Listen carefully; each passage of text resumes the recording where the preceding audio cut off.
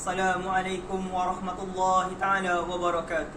Alhamdulillahi rabbil alamin. Wassalatu wassalamu ala ashrafil anbiya'i wal mursalin wa ala alihi wa sahbihi ajma'in. Allahumma salli ala Muhammad wa ala alihi Muhammad.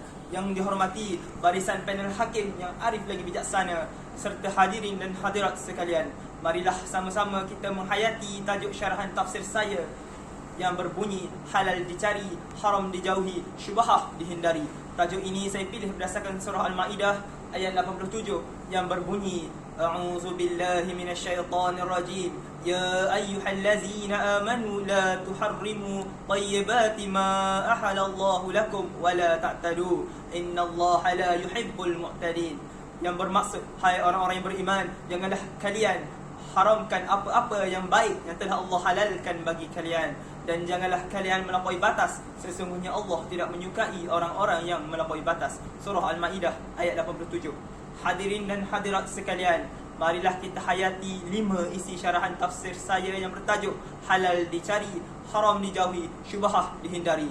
Hadirin dan hadirat, fokus pertama ialah perkembangan pesat industri pemakanan hari ini telah menawarkan pelbagai produk dan menu. Ada yang termasuk dalam kategori yang halal, yang haram dan juga yang syubhah. Produk dan menu yang halal lagi baik, halal dan tayyiban, hendaklah menjadi keutamaan kita. Yang haram dijauhi, manakala yang syubhah dihindari. Berwaspadalah supaya kita tidak mengambil atau menggunakan produk yang syubhah, melainkan setelah dipasti status halal dan baiknya. Ini kerana pengambilan produk yang syubhah boleh mengheret kepada penggunaan barangan yang haram tanpa disedari. Sabda Rasulullah sallallahu alaihi wasallam an Abi Abdullah Nu'man bin Bashir radhiyallahu anhuma qala sami'tu Rasulullah sallallahu alaihi wasallam yaqul inna halal al-bayyin wa inna al-haram al-bayyin wa bainahuma umur mushabbahat la ya'lamuhunna katsiran minan nas. Dari Abu Abdullah Nu'man bin Bashir radhiyallahu anhu, dia berkata, saya mendengar Rasulullah sallallahu alaihi wasallam bersabda, sesungguhnya yang halal itu jelas dan yang haram itu jelas, dan antara kedua-duanya terdapat perkara-perkara yang syubhah, meragukan, yang orang ramai tidak mengetahuinya. Hadis riwayat Bukhari dan Muslim. Tegasnya, syubhah adalah perkara yang mesti samar hukumnya, apakah halal atau haram. Oleh itu, jika kita menggunakan perkara semacam ini, maka lebih baik dan lebih utama untuk ditinggalkan. Hadirin yang dirahmati Allah, perkara kedua yang boleh diambil ikhtibar dari ayat ini ialah haram dijauhi, syubhah dihindari. Hari ini dalam teknologi pembuatan makanan dan minuman, terdapat pelbagai bahan ramuan yang ditambah bertujuan meningkatkan kualiti dari segi rasa, rupa bentuk dan memanjangkan jangka hayat produk. Tahukah hadirin sekalian, maklumat berkaitan bahan tersebut boleh kita dapati pada kelazimannya di bahagian belakang kotak pembungkusan. Apa yang sering menjadi persoalan dalam kalangan masyarakat ialah bahan ramuan yang ditanda dengan kod E. Kod E ialah kod untuk bahan tambah, dan ia selalu digunakan pada label makanan di negara Kesatuan Eropah. Bahan ini ialah bahan yang selamat dimakan dan ditambah secara sengaja ke dalam makanan dalam kuantiti yang sedikit bagi mempengaruhi kualiti penyimpanan, pemprosesan, penyediaan dan pembungkusan makanan. Jika produk tersebut merupakan produk tempatan dan mendapat sijil pengesahan halal Malaysia, maka ia boleh digunakan tanpa was-was sekalipun mempunyai kod E. Para pengguna dinasihatkan agar berhati-hati dalam memilih produk tersebut. Malah adalah lebih baik jika ditinggalkan terus. Ini bersesuaian ayat Al-Quran surah Al-Maidah ayat 88. A'udzu billahi minasyaitonir rajim wa kulu mimma razaqakumullah halalan thayyiban wattaqullaha allazi antum bihil mu'minun.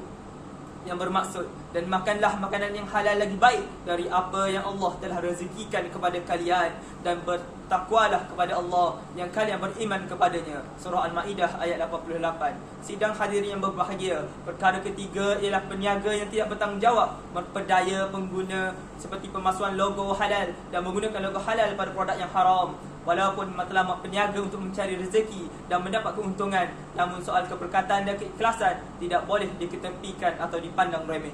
Mereka yang melakukan penipuan ini sebenarnya telah mengkhianati masyarakat Islam dan berbuat zalim. Firman Allah, A'udzu billahi minasyaitonir rajim. Innal ladzina kafaru wa zalamu lam yakunillah liyaghfir lahum wa la liyahdiyahum tariqa. Sesungguhnya orang-orang yang kafir dan melakukan kezaliman, Allah tidak akan mengampuni mereka dan tidak pula akan menunjukkan kepada mereka jalan yang lurus. Surah An-Nisa ayat 168. Hadirin sekalian, isi yang keempat ialah tentang bahaya fitnah dan khabar angin yang melanda dalam masyarakat pada masa kini tentang halal dan haram sesuatu produk, terutamanya melalui media sosial seperti Facebook dan WhatsApp. Ingatlah, fitnah ini dapat memecah belahkan dan menggugat keharmonian serta perpaduan masyarakat, malah meruntuhkan ekonomi umat Islam sendiri. Rujuklah kepada pihak berautoriti bagi mendapatkan penjelasan yang sebenar. Firman Allah dalam surah Al-Baqarah ayat 191, A'udzu billahi minasyaitonir rajim, wal fitnatu asyaddu minal qatl. Maksudnya, fitnah itu lebih bahaya dari membunuh. Perkara kelima dan terakhir ialah memilih yang halal lagi baik, memberi kesan yang besar dalam kehidupan kita. Hadirin sekalian, pengambilan makanan halal memberikan ketenteraman pada jiwa yang diperlukan setiap manusia. Pengambilan sesuatu yang haram atau syubhah seringkali menyebabkan jiwa tidak tenteram dan tidak seimbang kerana bertentangan dengan naluri fitrah manusia yang suci. Seterusnya, pengambilan makanan halal dapat membersihkan hati dan menjaga lidah daripada bercakap sesuatu yang tidak berfaedah. Makanan dan minuman halal yang digunakan akan membentuk darah daging dan meningkatkan kualiti kesolehan zahir dan batin seseorang. Firman Allah dalam surah Al-Baqarah ayat 168, A'udzu billahi minasyaitonir rajim, ya ayyuhan nas kullu mimma fil ard halalan tayyiban wa la tattabi'u khutuwati syaitan innahu lakum aduwwum mubin. Maksudnya, wahai sekalian manusia, makanlah daripada apa yang ada di bumi yang halal lagi baik, dan janganlah kamu ikut jejak langkah syaitan, kerana sesungguhnya syaitan itu musuh kamu yang nyata. Hadirin yang dirahmati Allah sekalian, sebagai kesimpulan dan pengajaran yang boleh kita ambil ayat ini ialah kita hendaklah mengutamakan produk dan menu yang halal lagi baik, halal dan tayyiban, dan menjauhi yang haram dan menghindari yang syubhah. Seterusnya, produk tempatan yang mendapat sijil pengesahan halal Malaysia boleh digunakan tanpa was-was sekalipun punya kod E. Dan yang terakhir, kerajaan telah memperkenalkan penggunaan logo halal Malaysia sebagai panduan dan pilihan terbaik. Yakinilah halal Malaysia. Sekian, wabillahi taufiq wal hidayah. Wassalamualaikum warahmatullahi wabarakatuh.